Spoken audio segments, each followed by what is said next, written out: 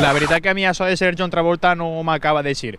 A veure si la gent m'ajuda a recordar un poquet millor la pel·lícula i algun dels seus passos.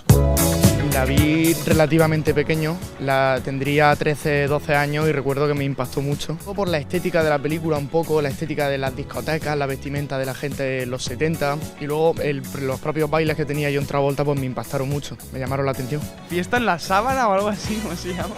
Fiesta en la sábana crec que és altra pel·lícula. Vaig ensenyar-te algun vídeo de la pel·li, si et pareix, a veure si recordes o sí que visualment sí que veus alguna cosa. Mira, fotos dels cascos si vols.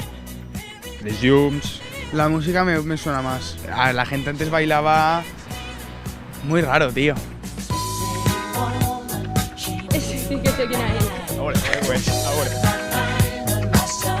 La de nuestra generación, la John Travolta, es un antes y un después en las películas de disco, ¿no? Me recuerda un poco a los bailes de Gris.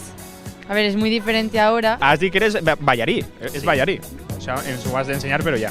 Soy bailarín de flamenco. Has estudiat flamenc, Sí, hice el Conservatorio de Danza Profesional de Valencia. de flamenc clàssic, però també domines l'Stayin' Alive, els Bee Gees i el rotllo este, no? T'acoblas un poquito a todo. Què anem a fer? A veure, jo vaig a intentar seguir-te, perquè així l'expert eres tu. Paso clásico, el paso Pas clásico. clàssic, quin seria? El de- Vale?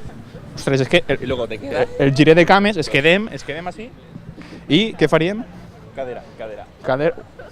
Hola, la cadera. 1, 2, 3. I es quedem. Dreta, esquerra, dreta i pa.